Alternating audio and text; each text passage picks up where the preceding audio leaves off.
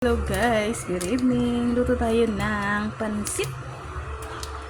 So nagsutay lang tayo dyan syempre ng ating bawang sibuyas. Then ang sahog natin dyan guys ay atay ng chicken.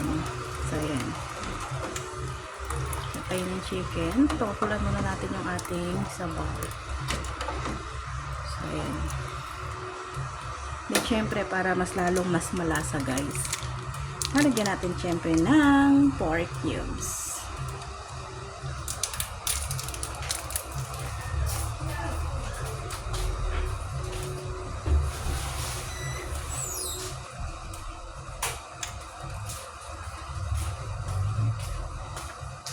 Lagyan natin ng isang buong pork cubes guys para mas malinamnam.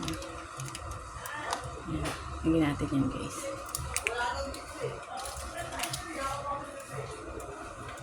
Then syempre mekos para matunaw yung ating pork cubes. Syempre guys, nilagyan na rin natin yun ng ating mga pampalasa, ng seasoning natin guys. So, titimplahan na lang din natin yung lasa niya. Nag-cribs tayo sa pansit guys, kaya yan.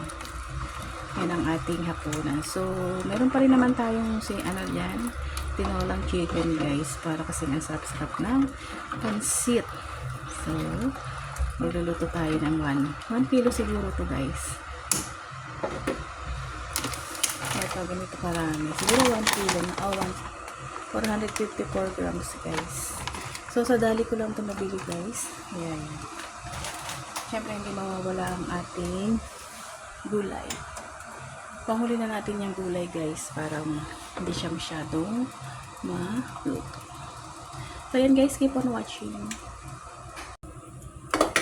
So, ayan guys, kumukulo na ang ating sabaw. So, natin ang ating pansit.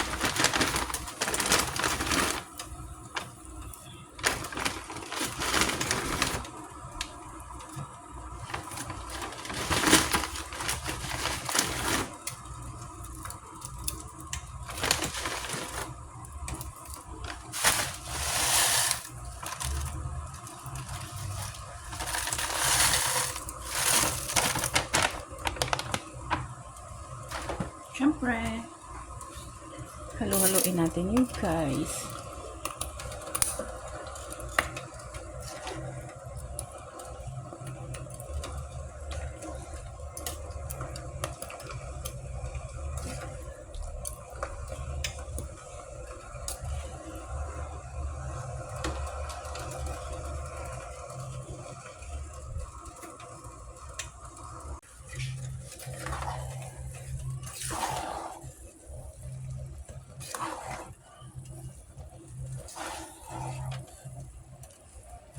So, yun guys, pag ganyan na, ilagay na natin yung ating gulay.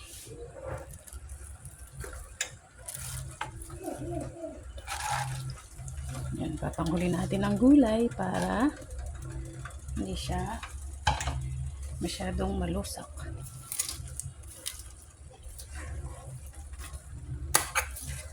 Siyempre, haluin natin yan guys. Yan. So, ayan na guys ang ating pansit. Diba? It's so yummy na guys.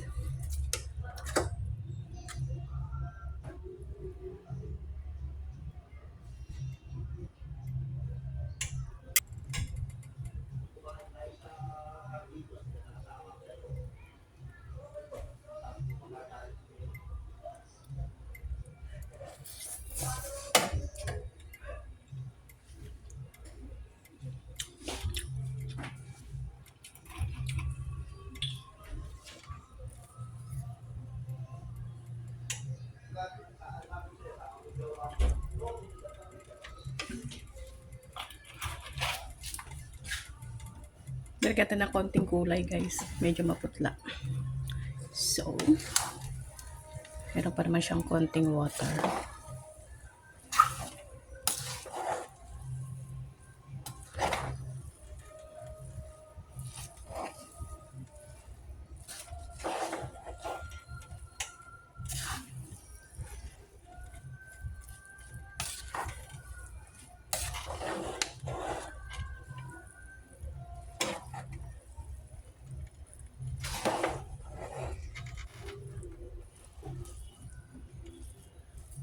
So, yun na guys, ang ating pansit. Thank you for watching. Bye!